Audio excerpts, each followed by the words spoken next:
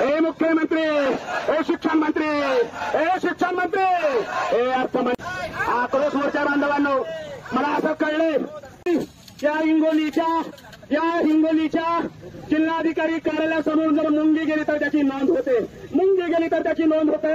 माझी कलेक्टरला विनंती आहे, कलेक्टर साहेब, या शिक्षकाचा जर तुम्हाला आवाज ऐकू येत असेल तर सन्मानानं तुम्ही ते येऊन आमचं निवेदन घ्या, सन्मानानं करा। हा मोर्चा शिक्षकांचा मोर्चा, हा मोर्चा साध्या सुद्धा माणसाचा मोर्चा नाहीये, हा प्रशासनातले फार मोठे अधिकारी आहात।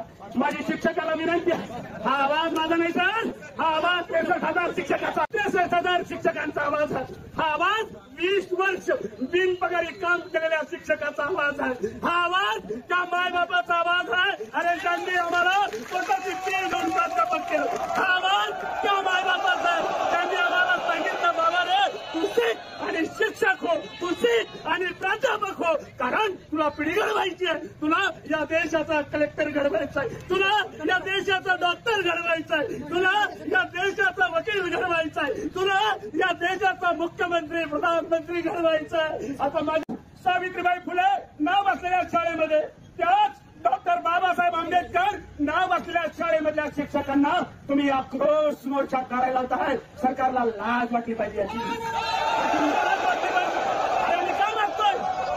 आणि काय मागतोय?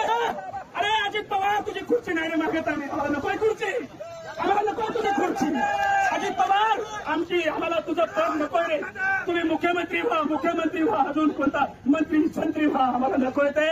आम्ही भीक नाही मागत, आम्ही आमच्या हक्काचं मागतोय, कारण हा हक्क आम्हाला आमच्या भारतीय संविधानाने दिलेला आहे। आम्ही भीक नाही मागत।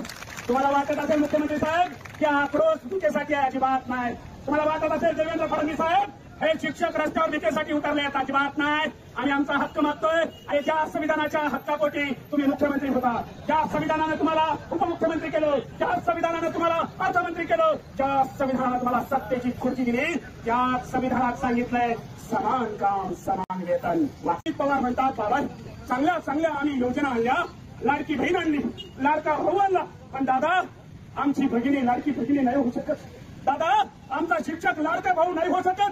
पण दादा तुला सांगले, कारण तुम्ही म्हणाले होते की आता तिजोरीत पैसा नाही, मी काय माझी शेती विकू?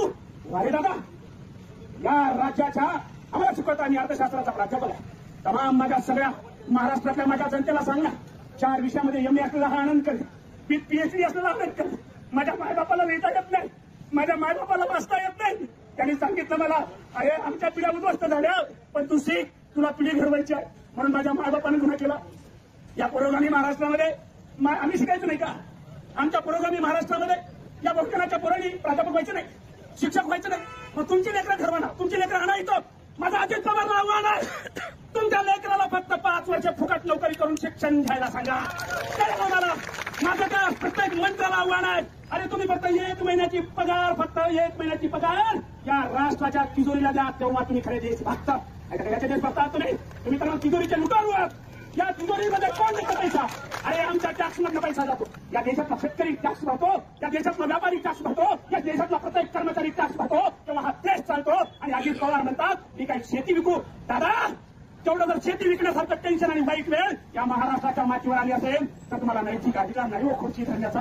तुम्ही खुर्चीचा राजीनामा द्या ना, एवढा का चिटकून बसला तुम्ही त्या पदाला? का असं काय त्या पदामध्ये, असं काय त्या खुर्चीमध्ये? तुम्ही द्या ना राजीनामा, तुम्ही नका घरी तुम्ही घरी तुला रस्त्यावर या ना, तुम्ही शेती विकता काय बाबे, तुम्ही तर मग उमेदवार नका, तुम्ही सगळं लुटून बसा।